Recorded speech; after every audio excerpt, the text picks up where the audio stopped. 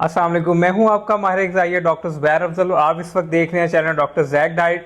और आज के हमारे बेसिकली गेस्ट हैं इस पॉडकास्ट के अब्दुल्ला सरफराज, जो सीईओ है हेल्थ एंड न्यूट्रिशन लाउंज के। आज का हमारा टॉपिक है कि डायबिटीज़ की प्रीवलेंस पाकिस्तान में लास्ट 5 ईयर्स में क्यों बढ़ी है। तो जी Abdullah Sarfaraz, welcome to my channel. तो आज का सेशन जो है वो आप मेरे इसमें गेस्ट स्पीकर हैं, तो आप बताएं कि इसमें क्यों इतनी ज़्यादा लास्ट 5 ईयर्स में हमारे डायबिटीज़ की रेशो बढ़ रही है। Thank you so much. बड़ी खुशी हुई आज हमने डॉक्टर जैक डाइट क्लिनिक को भी विज़िट किया है रहीम यार ख़ान के अंदर। और इसमें आज हम ये डिस्कस कर रहे थे, तो हमने कहा कि पब्लिक के लिए भी, पब्लिक अवेयरनेस के लिए इसको हम रिकॉर्ड कर लें इस डिस्कशन को, और उससे बेनिफिट हो सके सोसाइटी का।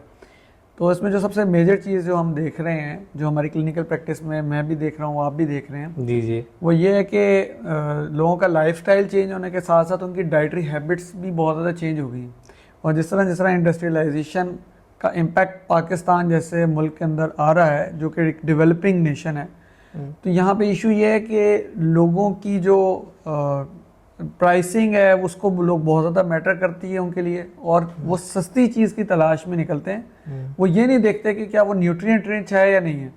वो कैलोरिक रिच फूड का इंटेक बहुत ज़्यादा कर रहे हैं, जो कि ऑब्वियसली रिफाइंड और प्रोसेस्ड फॉर्म में जो आती है। बिल्कुल, इंडस्ट्रीज काफ़ी फ्लरिश हुई हैं जो रिफाइंड प्रोडक्ट्स की हैं। बिल्कुल। लेकिन आपने एक चीज़ नहीं फोकस की कि हम बेसिकली एक एग्रीकल्चर कंट्री हैं, और हमारी जो 70% ग्रोथ है वो एग्रीकल्चर की तरफ से आती है।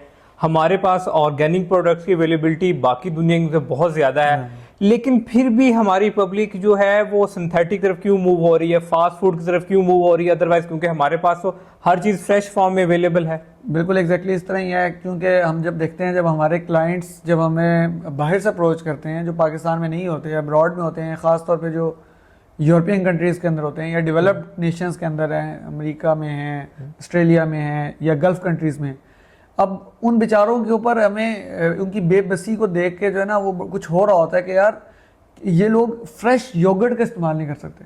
मतलब लाइव बैक्टीरिया जो है वो उनको अवेलेबल ही नहीं है। प्रोबायोटिक्स, नेचुरल जो प्रोबायोटिक है वो उनके पास अवेलेबल ही नहीं है। उनकी रूल्स एंड रेगुलेशंस ही ऐसे हैं, उनकी सप्लाई चेन ही ऐसी है कि वो उनको फ्रेश फॉर्म में वो योगर्ट मिलता ही नहीं है। मिल्क तो दूर की बात, योगर्ट भी नहीं मिलता। और इसी तरह अब आपने जिस तरह बात की सिंथेटिक की और ये वो, तो हमारे पास एक रिसेंट एक केस आया, एक पर्सन था, वो किसी गल्फ़ कंट्री से उसने अप्रोच किया, तो उसने मुझे बताया कि मैं इस टाइम हम जो इस्तेमाल करते हैं, जो डेयरी प्रोडक्ट्स का इस्तेमाल करते हैं अमूमन, उसको हम A1 कैटेगरी में डील करते हैं। उसको साइंटिफिकली अगर आप कैटेगराइज करें तो A1 कैटेगरी बनती है। एक A2 कैटेगरी होती है जिसको हम कहते हैं ऑर्गेनिक प्रोटीन। हाँ जी, बिल्कुल, दुनिया में ऑर्गेनिक के नाम से बहुत कुछ बेचा जाता है, बिल्कुल लेबल लगा के। उसने मुझे बताया कि एक A3 कैटेगरी है जिसका मैं इस्तेमाल करता हूँ। और वो कौन सी कैटेगरी है? वो जिस तरह आज हम रहीम यार ख़ान के अंदर बैठे हैं और यहाँ पे इधर इर्द गिर्द डेजर्ट भी है, तो उसने बताया कि हम गल्फ़ कंट्रीज़ में A3 प्रोटीन कहाँ से ले रहे हैं, सोर्स कहाँ से कर रहे हैं।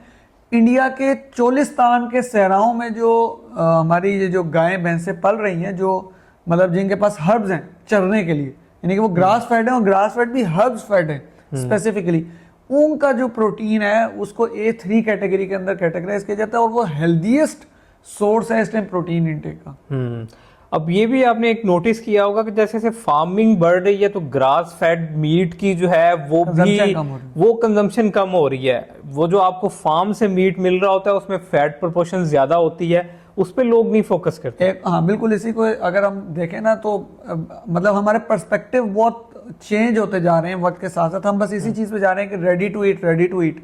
लेकिन आप वो उन नेशंस को देखें जहाँ पे रेडी टू ईट का सैलाब है, मतलब उनके पास है ही रेडी टू ईट, वो तरस गए हैं। अब मिसाल के तौर पे अब हम यूएस की बात करते हैं, तो यूएस में ग्रास फेड के ऊपर इतनी कैंपेन्स चल रही हैं कि भाई आप ग्रास फेड मीट का इंटेक करें, ये जहर है जो आप खा रहे हैं। जी बिल्कुल ऐसे ही है। और उधर फार्म्स बने हैं, वो लोग अपने बच्चों को पिकनिक के लिए लेके जाते हैं फार्म्स पे, ग्रास फेड एनिमल्स को खुद देखते हैं, खुद स्लॉटर करवाते हैं, खुद उनका जो है वो गोश्त बनवा के घर लेके जाते हैं और जाके इस्तेमाल करते हैं। और यहाँ पे हमें, यानी कि हमारे पास इतना बड़ा अल्लाह ताला का एहसान है कि ये सारी चीजें, ये सारी सहूलतें हमें मुयस्सर हैं, कि फ्रेश हर चीज अवेलेबल है, लेकिन हम उसको कदर ही नहीं करते। हाँ जी, आपने नोटिस किया होगा कि पहले हमारे घरों में शामी कबाब, मटन के कबाब या कोफ्ते वगैरह जो हैं वो फ्रेश मीट से बनते थे।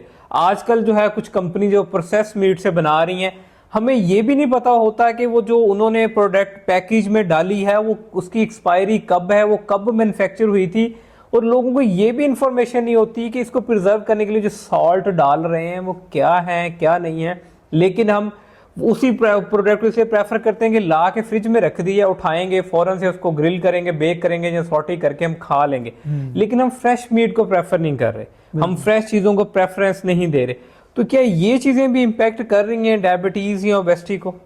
जी बिल्कुल, वही बात के डाइटरी हैबिट्स ऐसे चेंज हो रही हैं, उसी रेशो या उसी प्रोपोर्शन के साथ आपकी डायबिटीज़ की प्रिवेलेंस इंक्रीज कर रही है। और अभी आप देखते हैं कि हमारे पास जितने भी लोग, पहले होता था लोग कहते थे कि ये 40 प्लस की बीमारी है या ये 50 प्लस की बीमारी। हाँ जी बिल्कुल, हम न्यूज़ में भी सुनते थे और अपने इर्द गिर्द लोगों को भी ऐसे ही देखते थे। अब ऐसी सूरत हाल बिल्कुल नहीं रही, अब ये 20 प्लस की बीमारी है सर।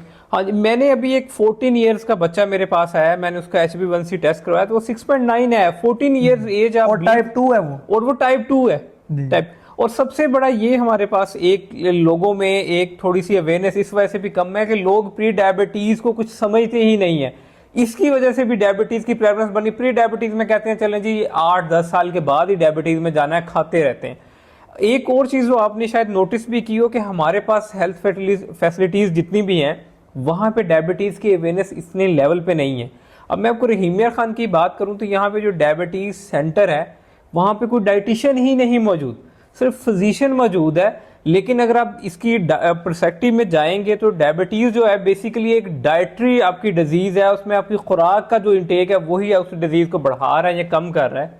अच्छा डॉक्टर साहब, इसमें मेरा जो इनपुट होता है वो ये होता है कि देखें, it's choice of patient, it's a choice of client. उसकी मर्जी है कि वो किस वे ऑफ ट्रीटमेंट को चूज़ करता है, लेकिन उसके पास ऑप्शंस ज़रूर होनी चाहिए जी। डेफिनेटली अगर वो चूज करता है कि नहीं I have to go with allopathic medicine system, he और she can go with it, it's her और his personal choice. Nobody can insist, nobody can retaliate, उसको कोई मना नहीं कर सकता।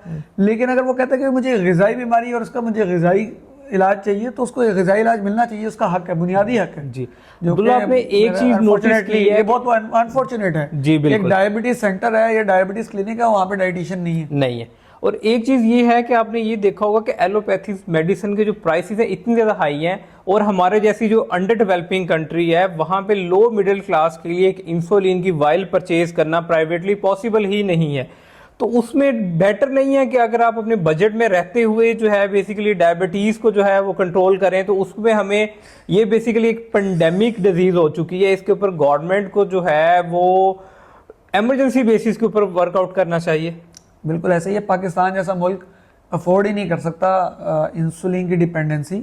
और इंसुलिन की डिपेंडेंसी की जो रूट कॉज है इस टाइम पे वो यही है कि प्री डायबिटीज़ को सही तरीके से कैटर नहीं किया जाता और वो डायबिटीज़ में एंटर हो जाती है, और फिर डायबिटीज़ के बाद वो इंसुलिन डिपेंडेंट डायबिटीज़ तक पहुंच जाती है नौबत।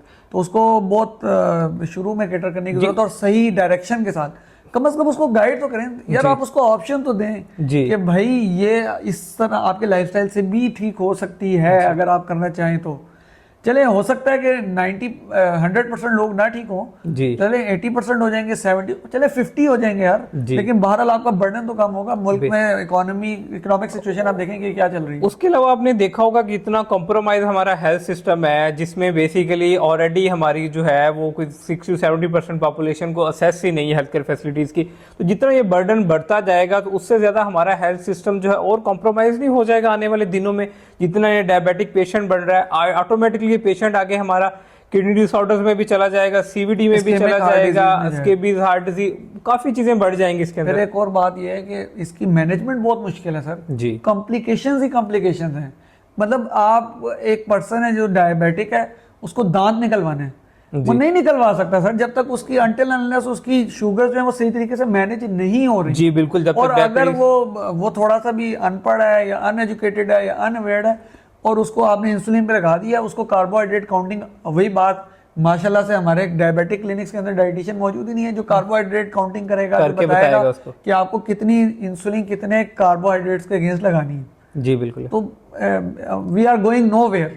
ये जो सूरत हाल है इसमें हम कहीं नहीं पहुंच सकते बिल्कुल, जब तक कि गवर्नमेंट और हमारे जो पॉलिसी मेकर्स हैं, स्टेक होल्डर्स हैं, स्टेक होल्डर्स सारे मिलके इस चीज़ के ऊपर काम ना करें। और इसमें बिल्कुल मैं एग्री करता हूँ कि बहुत ज़्यादा ज़रूरत है और इमरजेंसी बुनियादों पे, हंगामी बुनियादों पे इस पे काम हमें करना होगा। जी। आई होप कि इस सेशन से आपने काफ़ी इन्फॉर्मेटिव जो इन्फॉर्मेशन है वो कलेक्ट की होगी और इंशाल्लाह आई होप कि हम आने वाले दिनों में इस तरह के और पॉडकास्ट जो है वो अपनी इसमें स्केड्यूल में ऐड करेंगे। और अगर आपके कोई इससे रिलेटेड क्वेश्चंस हैं तो मुझे आप कमेंट सेशन में बता सकते हैं। थैंक यू सो मच कि आपने हमारी इस पॉडकास्ट को सुना और मेरा channel doctor Jack diet like share और सब्सक्राइब करना ना भूलिएगा। Thank you so much.